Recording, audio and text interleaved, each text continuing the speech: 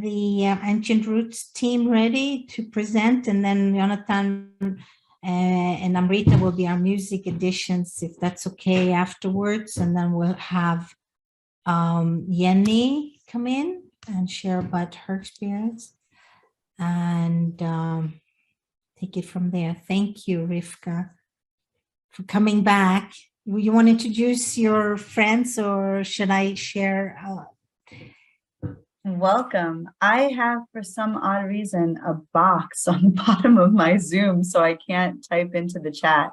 Okay. But we are Rivkah Asoulin, Gilla Weiss, and Chava Dagan of, you can see, ancientrootsisrael.com, and sageandhoney.com is Gilla, and nettlesandpins.com is Chava, if you want to learn more about us. And we have a monthly podcast. You can find out more about that if you go to ancientrootsisrael.com and click on the Roots, Nettles, and Sage tab in our menu bar. You can learn more about our podcast there. It's always so relaxing to come here and be with Eva. So beautiful. This is so special. Thank you for having us. We want to share with all of you tonight a little bit about the Doctrine of Signatures. And Eva called it our Doctrine of Signatures, which is not entirely true. It's not our concept. It's a pretty ancient concept, but it's also very, very true, because the Doctrine of Signatures, it sounds like a book, as Gilla said, but it's not a book. It's an idea, it's a concept, and it's a concept about how we approach the plant kingdom. So our ancestors, going back to antiquity, would encounter a new plant, and there were not, herbal first aid courses like the one Gilla and Chava and I are teaching right now that they learned from. You're welcome to join that as well. That's on the website, ancientrootsisrael.com. More information about that. But there didn't exist that sort of thing. There weren't the herbal tomes and the herbal teachers perhaps readily accessible as they are today. And so the question is, how did our ancestors approach a new plant in the plant kingdom when they knew nothing about it? They didn't know if it was poisonous. They didn't know if it was healing. They didn't know if it was a food. And the Doctrine of Signatures is an idea. And the idea is we look at the plant using our 5 senses and our 6th sense, our intuition, or as it's called in Hebrew, Bina. It's our intuitive wisdom. Okay? So it's not a book. It is a philosophy. It is a way of thinking. And when we approach the plant, we first look at it. And we're looking for a couple of things. First, we're looking at, what does the plant look like? Gilla is going to give us some examples of that later. What does it look like? Does it remind us of anything? Does it remind us of a body part, a human body part? If so, perhaps it has medicinal value for that particular body part. Does it look like another plant that we know, and we know its medicinal or culinary uses? If so, perhaps it's a replacement for that type of plant. We're also looking to see how it reacts in the world and in what way. For example, the plant lady's mantle has a really unique, its Latin name is Alchemilla something. Gilla knows it by heart. I always forget. There you go, vulgaris. Okay. And that plant has this, it has to do with alchemy, right? Alchemilla is where that name comes from, because it has this unique ability to kind of consolidate water, or humors, as it was called in the old herbal medicine books. When you would look at a lady's mantle plant, and when you see the drops of dew or the raindrops, they would coagulate on the leaf of the plant. All the little separate mini droplets come together and form like little balls. And while all the other plants and the sun comes out, the water is evaporating the water from those plants. Here lies Alchemilla, lady's mantle, still with these little beads of water sitting on the top of the leaves. The action of water when it touches the plant that we observe with our eyes gives us an indication about how that plant might be used medicinally inside of our bodies. And lady's mantle, in fact, is used to kind of gather water together, the wet moisture conditions, mucus and things like that, and pool it together and help it pass through the body. Okay.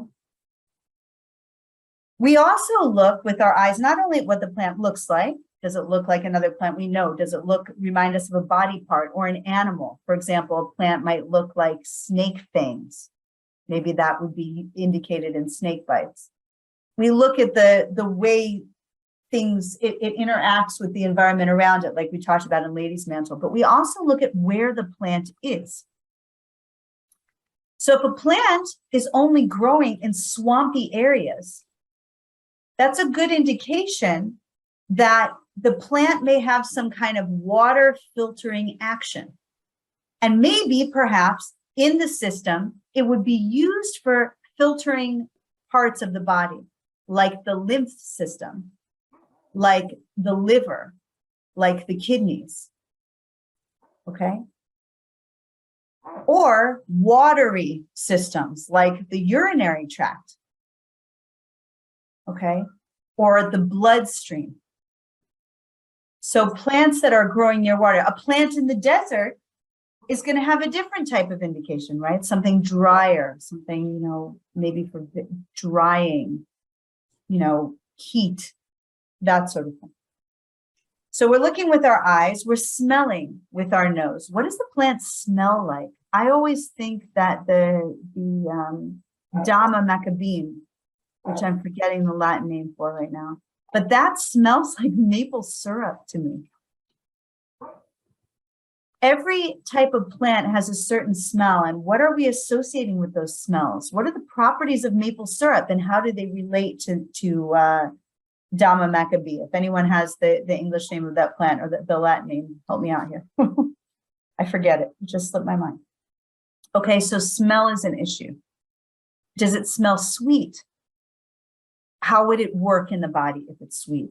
Does it smell sour, or foul, cheesy?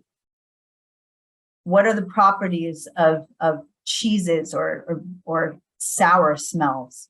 What they do? For example, sour things could clear up the lungs, perhaps. Okay. We look with eyes, we look with nose, we listen with our ears. What kind of bugs or insects or birds or other animals are coming near it? How does the wind sound rustling through the leaves? I've read many accounts in herbals where herbalists talk about being able to identify a plant by the sound of its leaves rustling in the wind. Okay. Eyes, ears, nose, mouth, we need to be careful about. Some herbalists will taste it on the tip of their tongue. Some might even give a chew to a piece and spit it out. But you've got to have an idea that this plant is not a poisonous plant, because some of those plants, if you put them into your mouth, will send you into cardiac arrest. Okay, like oleander. So it's very important to have at least 3 sources to cross-reference and be certain of your plant ID when employing this sense before you take it internally. Okay. We've got the touch. What does it feel like? Is it fuzzy? Is the bottom papery or leathery, or the top? If something's papery or leathery, that might denote a skin condition, and it could be used perhaps for skin, for example. Okay. We've covered eyes, ears, nose, mouth, taste. Eyes, ears, nose, mouth, taste. That's a 5, right? And then we've got the intuitive wisdom. It's sitting with the plant and opening your heart to the plant, just like we did in the meditation. I love how Eva talked about that nikuda belev, the point in the heart, because it's so much more than, how to access it with that smile. It's so important. And it's so much more than the seeds you want to plant. It's also a receptor to the plants around you. And when you open it up and start to listen, you might find that the plant starts to talk to you and you start to get an intuition about what this is good for. And provided that it's not poisonous and you've used at least 3 sources to cross-identify it, you can start to experiment with it just based on those things alone.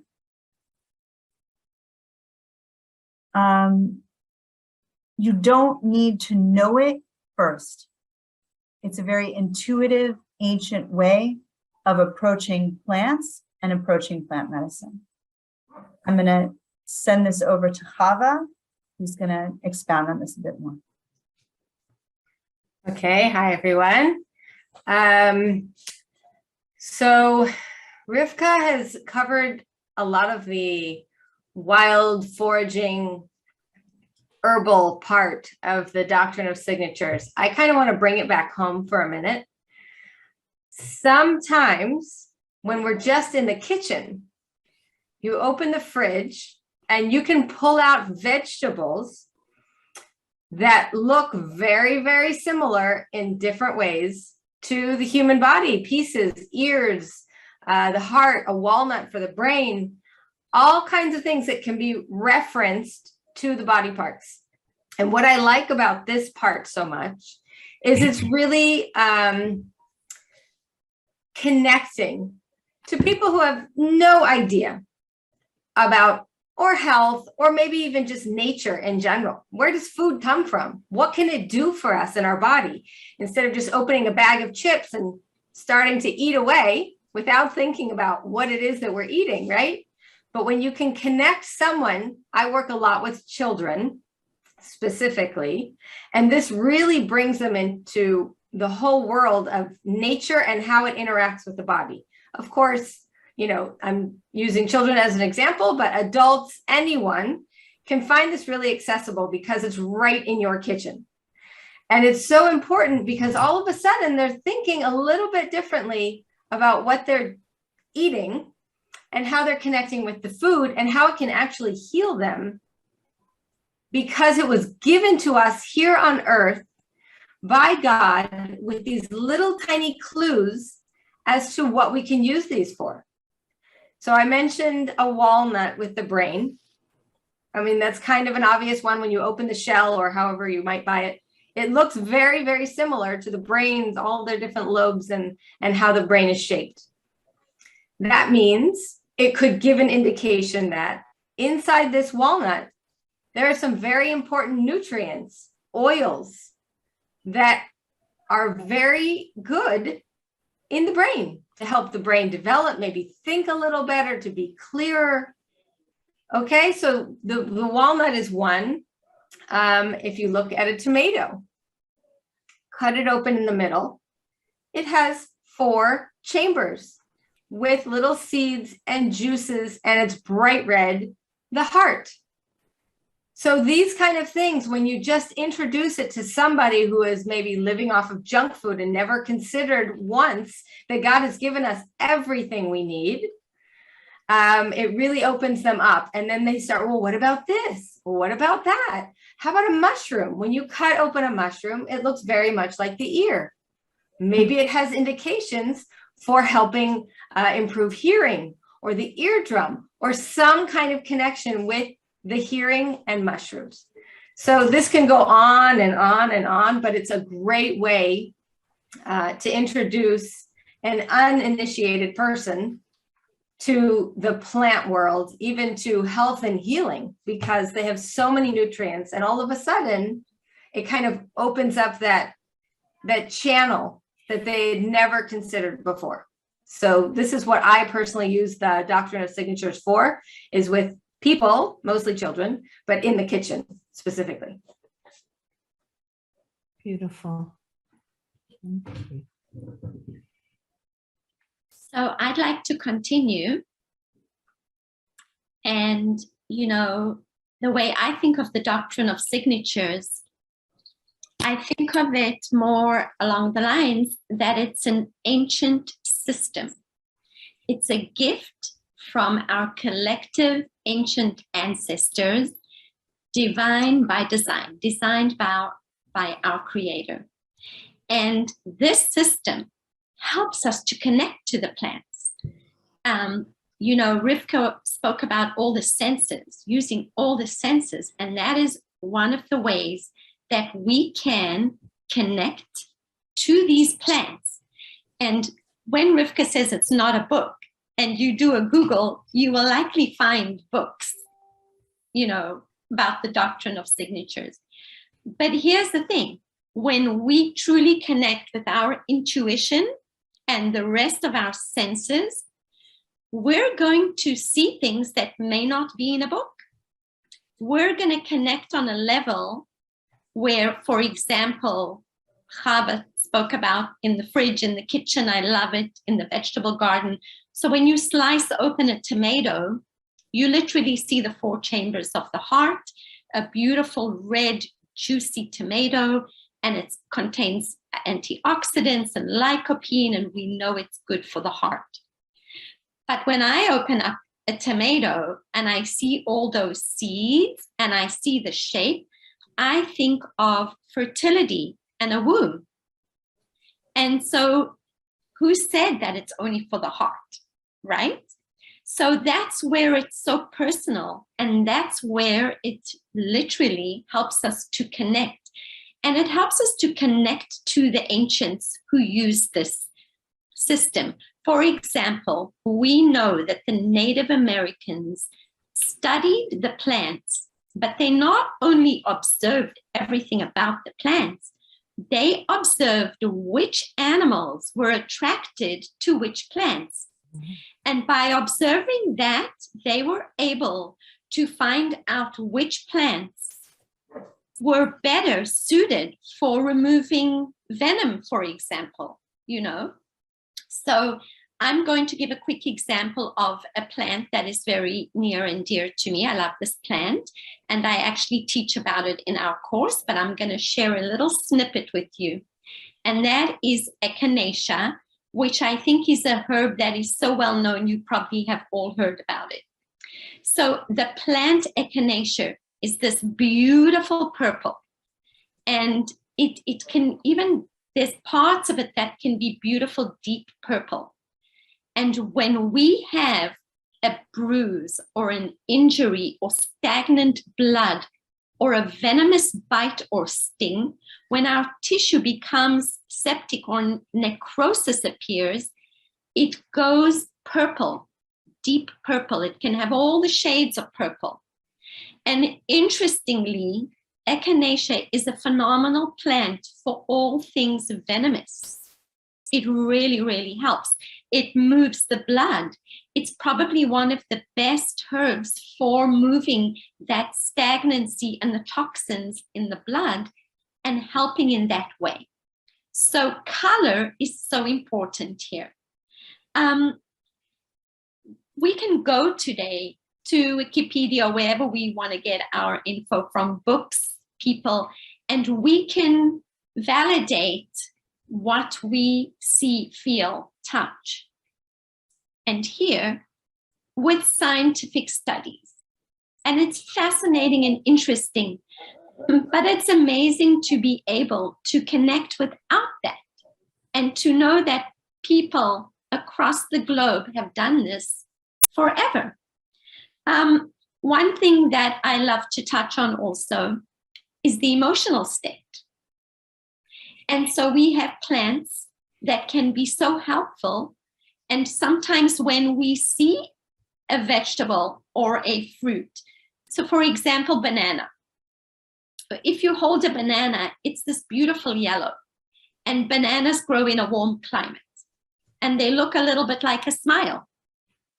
Bananas are so rich in potassium and magnesium. If any of you, none of us are busy, right? We're all so busy and we all have so much chatter in our minds, and sometimes we're running and we forget to eat. And when we have a banana, it calms us down. we can get hangry. You all know what hangry is. We're so hungry, we feel angry. Banana. So it's not a remedy, but it's sending us a message there. Hello, I'm bright yellow, sunshine. I have a smile. Take a few bites. You'll feel calm and smile again. Chava touched on the walnut, which I love. It's so filled with all the omegas and fats. It even has the line in the middle with the right and left hemisphere. And we have to admit that our brains, we know, are 60% or more fat. So that little walnut helps just with all the good fats. Somebody asked in a class before about the walnut and the adrenals. And they look exactly like the little adrenals that sit on top of the kidneys. And many people agree that the walnut is really helpful for the adrenals as well. We have many other examples. For example, ginseng, which is also so well known. Ginseng roots, no two are exactly alike, just like us, but they look like little people. You know, they do, they look like people. Another looking root is ginger. No two pieces of ginger are exactly alike, but they're so reminiscent of the stomach. And just the aroma, again, if you slice a fresh ginger, the aroma is so helpful for nausea. It settles the stomach and it's warming. The color, the aroma, the flavor, it's used for nausea. So we get a little inkling of what it can help. One of the things is the stomach. Beets, for example, the red of beets, there's just no question about it. And we know that it's a blood builder, the blood cleanser. It's good for the liver because anything that builds and cleanses the blood helps the liver too. So there's really, we could literally go on and on and on. There's so many amazing, amazing things, you know, examples of foods and herbs that we could use. And the emotional, that one of the ones that I also really love, and I know we've discussed St. John's wort here, so that really was the emotional.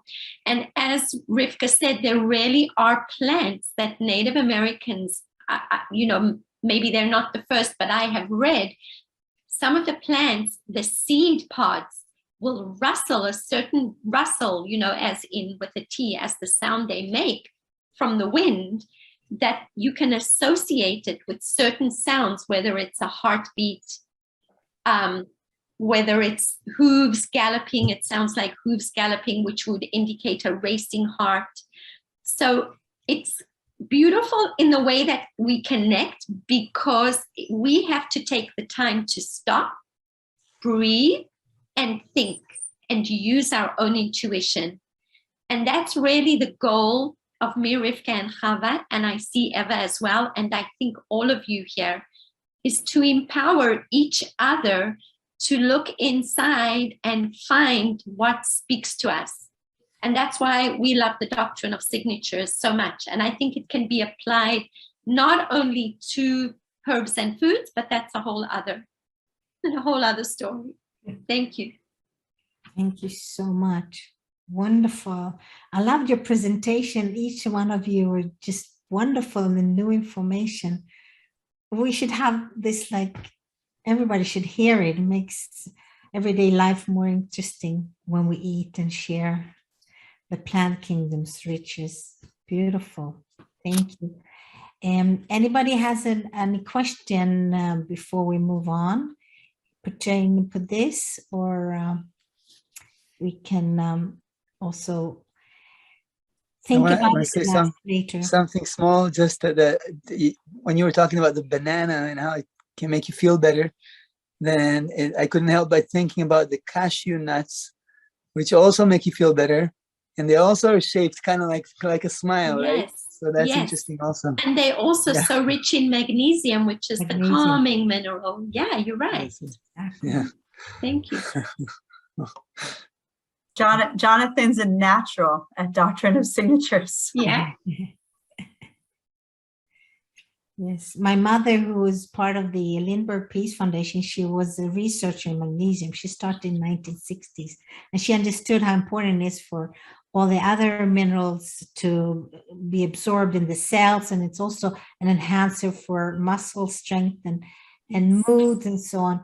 But it's also make you happier because it's kind of what's also in chocolate. That's why we're chocoholics, because it makes us feel happy. So to learn what is magnesium feel like cashews and almonds and banana, it's good. So we don't have to become sugar addicts and still be happy. Yeah. Well, thank you so much. Thank you, Eva, and Thank you. everybody. I know some of you might have to leave because of the schedule, but anybody of you are interested in staying, we would love to have you. Thank you. Thank Thank you for you. having us, Eva. We really, really are honored to be in this special project of yours. It's incredible. Thank you. You're special. Keep bringing your wisdom. Yeah. Amen. Thank you.